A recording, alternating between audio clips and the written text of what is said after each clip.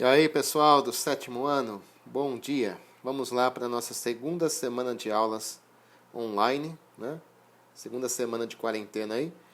A primeira aula, né, dessa segunda semana. Hoje a gente vai começar a apostila número 2, né, a unidade 2, e vamos trabalhar com as páginas de 4 a 10. Então, bora lá, pega a sua apostila, pega seu material escolar, né? Lápis, caneta, borracha.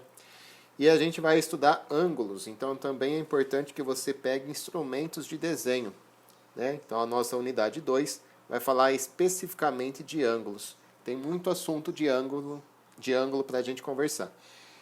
Pegue sua régua e seu transferidor, porque a gente vai usar também bastante transferidor. Bom, como é de costume, né? Sempre no início de uma unidade, de um tema novo, tem uma situação, problema inicial aí, para despertar o interesse. Então a gente percebe aqui nessa imagem, né, na imagem que está aqui embaixo, parece ser uma sala de cinema, né, as pessoas ali confortavelmente sentadas assistindo a um filme, né. Agora o que talvez pouca gente saiba é que uma sala de cinema ela está cheia, né, está repleta de matemática. Existem muitas normas, né, para você construir uma sala de cinema baseadas em ângulos, tá, em distâncias. Então aqui tem algumas normas que a apostila trouxe, né, e um desenho ali mais matemático. Então, por exemplo, ó, a distância entre a primeira fileira de poltronas e a tela deve ser maior ou igual a 60% da largura da tela. Então a distância, né, da primeira fila até a tela, ela deve ser 60%, deve ser maior, né, ou igual a 60% da largura da tela, certo? Então essa distância tem que ter aí, no mínimo, né, pode ser mais que 60, mas no mínimo 60% do tamanho da largura da tela, certo?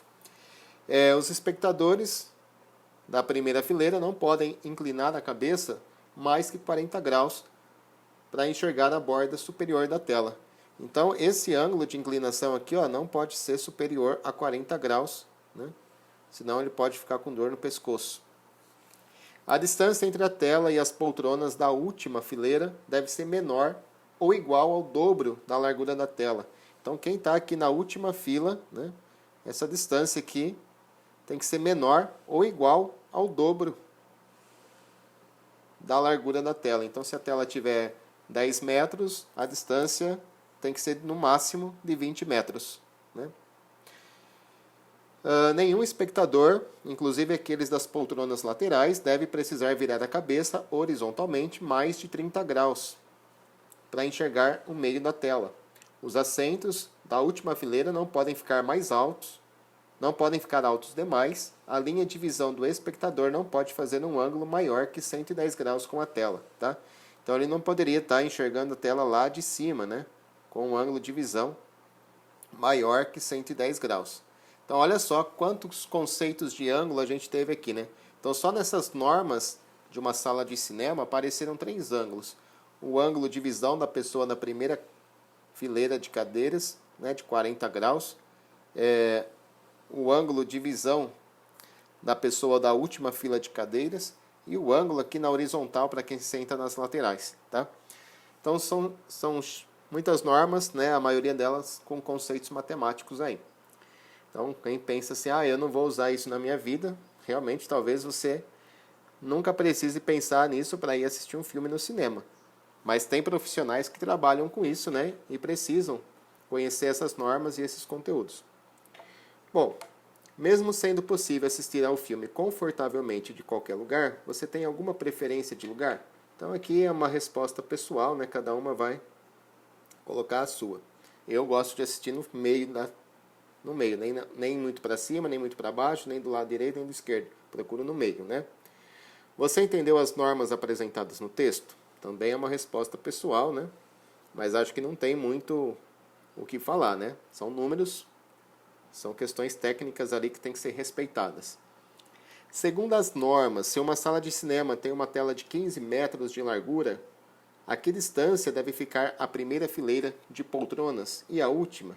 Então, olha só, a primeira fileira de poltronas tem que estar a uma distância de 60% da largura. Deve ser menor Cadê? Deve ser maior ou igual a 60% da largura. Então, se a largura da tela é de 15 metros, né, então a gente vai calcular 60% de 15 metros.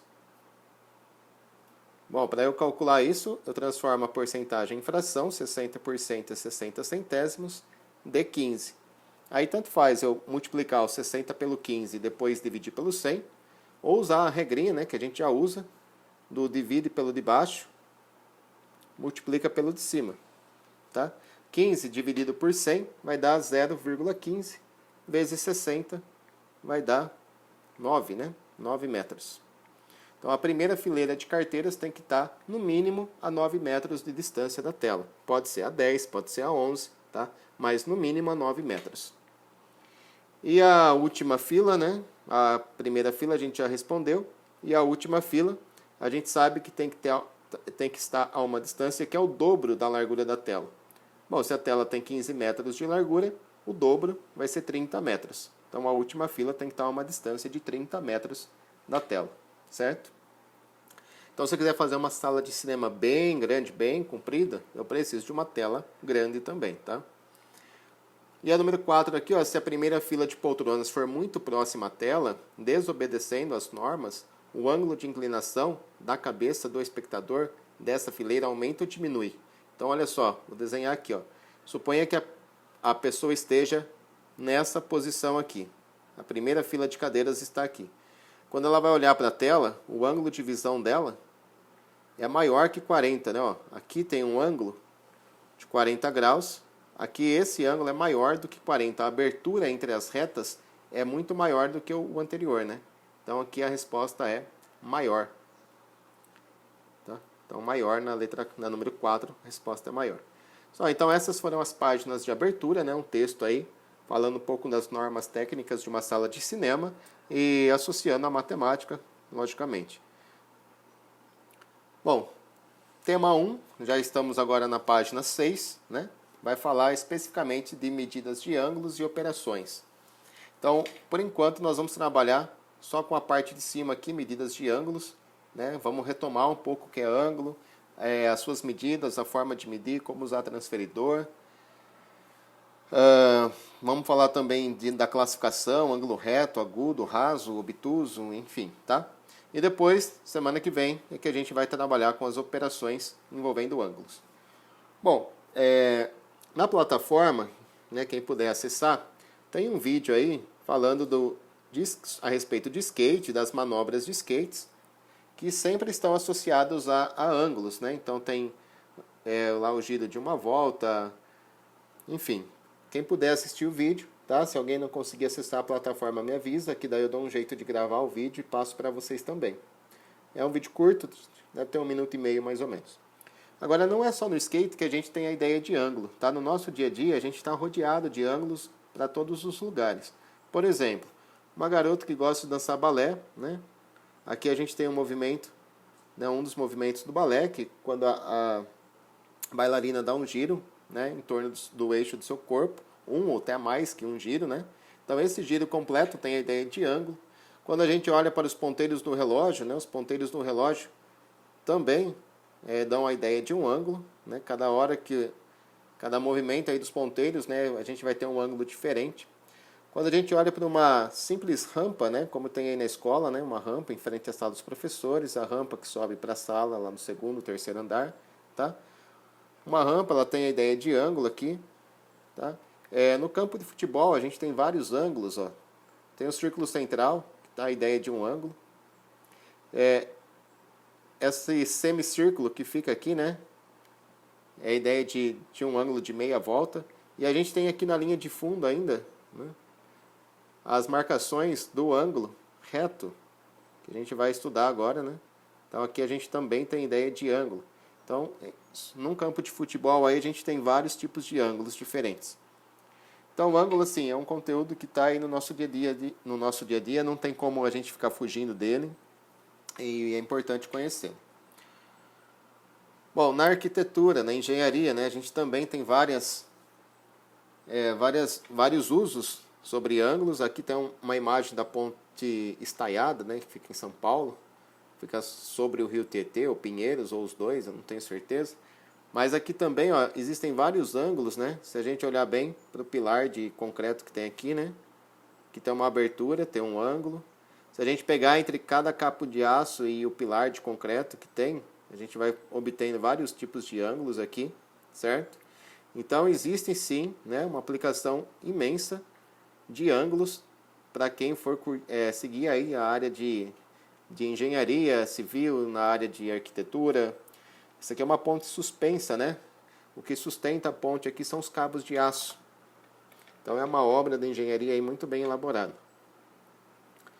Só, e agora finalmente, né, vamos parar de exemplificar e vamos entrar para os conceitos matemáticos. Tá? Então, além de conhecer a ideia de ângulo, você também já viu como representá-lo. Vamos lembrar a seguir a definição de ângulo e a sua representação. Então, olha só, o ângulo é uma região delimitada por duas semirretas de mesma origem em um plano. As semirretas são os lados do ângulo e a origem delas é o vértice desse ângulo. Então, olha só, o que é uma semirreta? Uma semirreta ela tem um ponto de origem, tá? Ponto de partida, e aí ela vai ter uma direção e ela vai continuar infinitamente. Então essa aqui eu vou chamar de semirreta OA. Partiu do ponto O, passou pelo ponto A e seguiu infinitamente. Vou desenhar uma outra semirreta de mesma origem no ponto O. Tá? E essa vai ser a semirreta OB. Ela sai do ponto O, passa pelo ponto B e segue infinitamente. Então, essa região formada pelas duas semirretas é o que nós chamamos de ângulo. Então, essa região aqui, que ficou entre as duas semirretas, nós chamamos ela de ângulo. Deixa eu só pintar aqui. Tá? Então, é essa região aqui.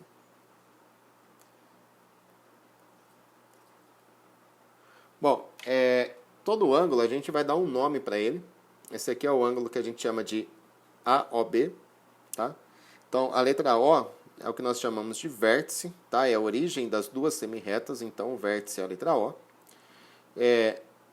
As duas semirretas são chamados de lados do ângulo, então a gente tem aqui a semirreta OA, formando um dos lados, e a semirreta OB, formando o outro lado do ângulo. Tá? E o nome desse ângulo aqui é o ângulo AOB. Certo? Repare que a gente sempre vai colocar o vértice no meio das duas letras, né? Dos outros dois pontos, com o acento circunflexo para indicar ângulo. Bom, reparem também que nesse ângulo eu pintei a região que eu estava me referindo, porque quando a gente tem duas semirretas com a mesma origem, pode causar alguma confusão. Olha só o desenho que eu vou fazer aqui. Então, vou pegar um ponto comum, uma origem, pegar uma semirreta para baixo e uma outra semirreta para lá. Tá? Então, aqui eu tenho o ângulo OCD. Certo? E aí eu posso pensar assim, bom, a região formada por essas duas semirretas depende do ponto de vista, porque eu posso pegar a região interna a elas, essa região que ficou aqui dentro, mas eu posso também pensar em pegar a região externa a ela. Então, pegar a região que está aqui fora. Tá? Então, quando se tratar de ângulos, ou a gente vai especificar, né, dizendo assim, a medida do ângulo menor ou a medida do ângulo maior, porque eu tenho dois ângulos aqui formados por essas semirretas, ou eu vou pintar a região que eu estou querendo especificar, certo? Então, suponha que a região que eu queira especificar seja a região em azul. Tá? Então, vou deixar ela pintadinha de azul ali e vou dizer que esse aqui é o ângulo COD. Né? Esse ângulo aqui é o ângulo COD. Tá? Os lados desse ângulo são as semirretas OC e OD. E o vértice do ângulo é o ponto O. Tá? O ponto O ali é a origem das duas semirretas, é o vértice do meu ângulo. Ok? E outro detalhe importante, tá? Quando eu desenho um ângulo, vamos colocar mais um aqui. Chamar esse ângulo aqui de MPQ. Tá? Então, P é o vértice, MQ é uma semirreta e PQ é outra semirreta. A ideia do ângulo está associada com a região interna, né? A região formada pelas duas semirretas. Então, o tamanho do ângulo não tem nada a ver com o tamanho das semirretas, tá? O tamanho do ângulo é a região que ficou entre essas semirretas, é a abertura que existe de uma semirreta até a outra. Então aqui eu pintei uma certa região que ficou entre as duas semirretas. O ângulo é essa abertura, mas não importa se eu vou fazer essa abertura lá em cima ou se eu vou fazer a abertura aqui embaixo. A abertura entre as semirretas é a mesma, independente da posição que eu coloque esse arco, tá? Depois a gente vai ver melhor isso quando a gente for usar um instrumento de medida, que é o transferidor.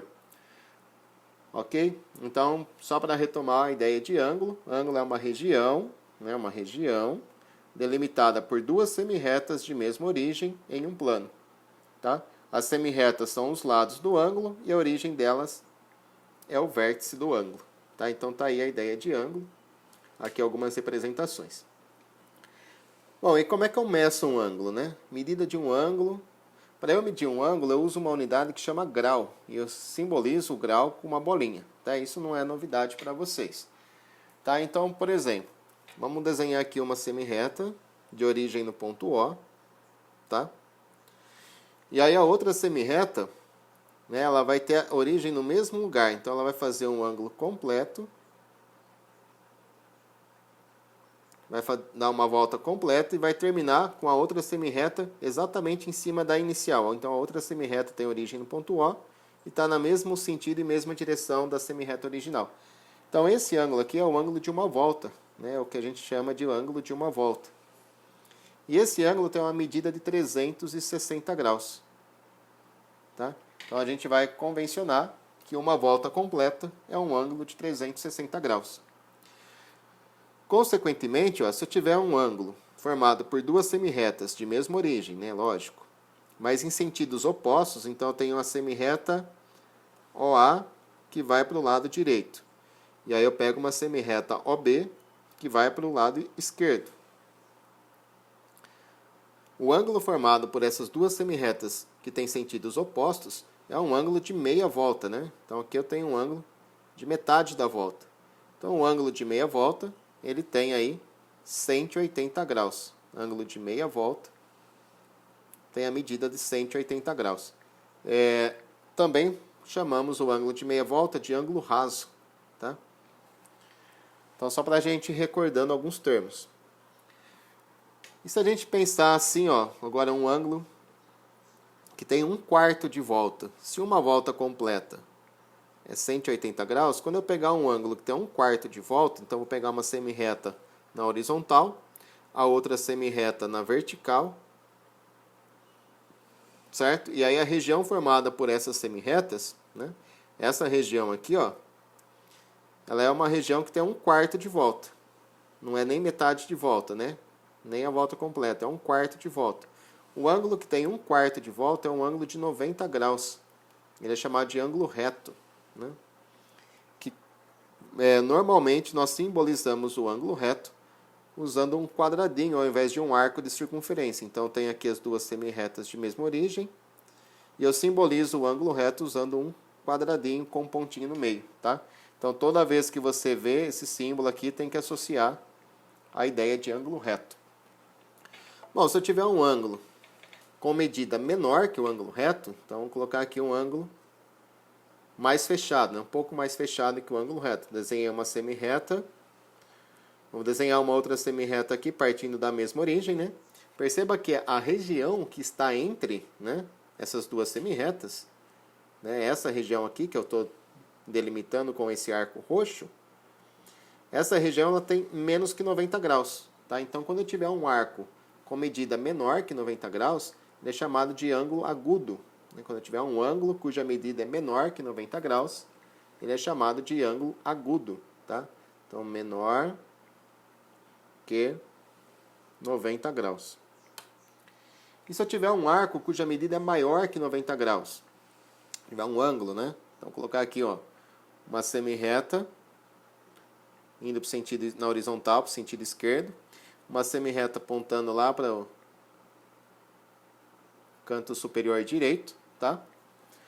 Essa região que eu estou marcando aqui de amarelo, né, formada pelas duas semirretas, é um ângulo que tem uma medida maior que 90 graus. Né?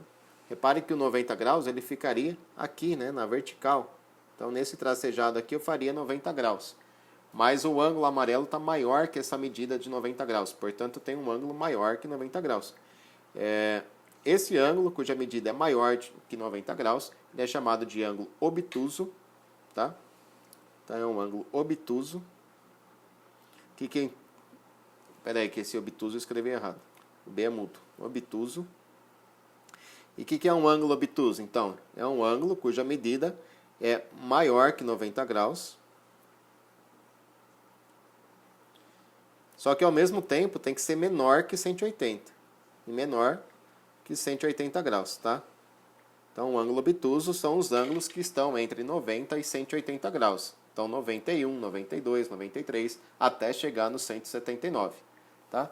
Só, então, foi mais aqui para recordar, né? Ângulo de uma volta tem 360 graus. Grau é a unidade de medida que a gente usa para ângulo, né? O ângulo de meia volta é o chamado de ângulo raso, ou meia volta, tem 180 graus. O ângulo reto é o ângulo cuja medida é 90 graus. O ângulo agudo tem medida menor que 90 graus e o obtuso maior que 90 graus e menor que 180. Tá? Bom, agora a gente vai falar do instrumento que se usa para medir ângulo, né? É esse instrumento aqui, o transferidor. Tá? Então, existem aí nas lojas, nas livrarias, né, para a gente comprar, dois tipos de transferidores. Tem o transferidor de meia volta, que é esse aqui, né, o primeiro. Transferidor que vai de 0 até 180 graus. E tem o transferidor de uma volta completa, que é a segunda imagem aqui do lado direito, que vai de 0 até 360 graus. Né? Ele completa a volta inteira. Repare que cada pedacinho, né? O que é o grau? O grau é você pegar um círculo e dividir em 360 partes. Então, esses vários risquinhos que a gente tem aqui, ó, cada risquinho que está aqui é de 1 grau, certo? Aqui a gente tem em destaque, né, um ângulo de 5 graus. Deixa eu apagar aqui onde eu circulei o 0, para mostrar que a gente tem um destaque aqui, um ângulo que é de 5 graus. Ele vai do 0 até o 5. Como é que eu sei que aqui é o 5? Porque está entre o 0 e o 10, né? Entre o 0 e o 10, você tem o 1, 2, 3, 4, 5, 6, 7, 8, 9, o 5 está exatamente no meio. Só, agora, o que pouca gente sabe também é que para eu usar um transferidor, né, eu tenho que tomar alguns cuidados, tem que ter alguns critérios. A gente tem um centro, né, o transferidor tem um elemento chamado centro, que é essa reta preta que está aqui, né, e onde eu fiz a bolinha azul, é o que nós chamamos de centro, tá? Essa linha verde que está aqui, ó, contornando o arco de circunferência, é chamado de limbo, tá? Vou fazer uma mágica aqui, ó, uau, limbo, né? E essa linha vermelha, que seria como uma régua aqui, né, para orientar a direção do ângulo, é chamado de linha de fé. Tá aqui, ó, linha de fé, tá? Então, quando eu for falar a respeito dos exercícios em que nós vamos utilizar o transferidor, então eu vou usar esses nomes, tá? O centro, a linha de fé, o limbo, tá? Então vamos guardar aí. E aqui a gente tem um passo a passo de como usar um transferidor. Como que a gente pode fazer o uso do transferidor para medir um ângulo. Então, o primeiro passo, né? O primeiro passo é o seguinte, é você, né, pegar o centro do transferidor, ele deve ficar em cima do vértice do ângulo. Então, repare aqui, ó, que o vértice do ângulo era a letra O e foi colocado o centro do transferidor em cima do vértice. Então, esse é o primeiro passo. Segundo passo, tá? Segundo passo. Uma das semirretas que definem os lados do ângulo deve ficar sobreposta à linha de fé. Então, olha só, uma das semirretas que definem os lados do ângulo deve ficar sobreposta à linha de fé do transferidor, tá? Alinhado à indicação de 0 graus. Caso a representação das semirretas não atinja os pontos indicados no limbo, pode-se prolongá-las para facilitar a aferição. Então, olha só, o centro do transferidor continua em cima do vértice. Aí o que mudou dessa imagem para a anterior é que a semirreta ela não tinha nenhuma semirreta alinhada com a linha de fé, né? A linha de fé é essa linha vermelha aqui, né? Então, ó, nenhuma das semirretas estavam alinhadas com a linha de fé. Quando a gente vem para cá, a gente percebe que a linha de fé e uma das semirretas estão alinhadas. Então é isso que a gente precisa, tá? Deixar uma das semirretas do ângulo alinhada com a linha de fé, o centro do transferidor em cima do vértice e pensar sempre em utilizar o 0 graus. Eu acabei passando ali em cima do 0, mas aqui estava a medida de 0 graus, né? E aí o terceiro passo é o seguinte: a semirreta que define o outro lado do ângulo estará sobre a marca do ângulo a ser medido com o transferidor. Então a semirreta que define o outro lado do ângulo estará sobre a marca do ângulo a ser medido com o transferidor, tá? Então, uma vez que a gente deixou o centro do compasso sobre o vértice, deixamos a linha de fé sobre um dos lados, tá? Aí basta a gente percorrer o limbo para encontrar a medida do ângulo. Então, a gente sai aqui do 0 e a gente percorre pelo limbo até encontrar a outra semirreta, tá? Que está aqui no ponto A, certo? Então, a medida desse arco verde, né? A distância do 0 até o ponto A é de 60 graus, a gente confere aqui no transferidor. Portanto, o ângulo AOB, nesse caso aqui, é um ângulo de 60 graus. Só nós vamos fazer bastante exercícios para medir ângulos com transferidor. Eu apanhei bastante até encontrar uma forma de conseguir gravar isso por aqui. Mas eu acho que deu certo, acho que vocês vão gostar. Bom, eu vou parar a videoaula por aqui. E aí eu peço para que vocês tentem fazer os exercícios nas páginas, né, as atividades das páginas 9 e 10. Então essas atividades aqui, ó, elas se encontram nas páginas 9 e 10. Então eu vou passar o vídeo fazendo a correção depois dessas atividades, mas por hora eu gostaria que vocês tentassem fazer sozinhos, tá? Então espero que a aula tenha ajudado a recordar algumas noções de ângulos. Nada do que foi falado aqui é novidade para vocês, a não ser a sala de cinema, que eu acredito que pouca gente ou quase ninguém devia saber, tá? Então a gente falou na definição de ângulo, vértice, lados, semirretas, né? A classificação, o instrumento de medida, a forma que se mede. Então um abraço aí para vocês e até a próxima videoaula.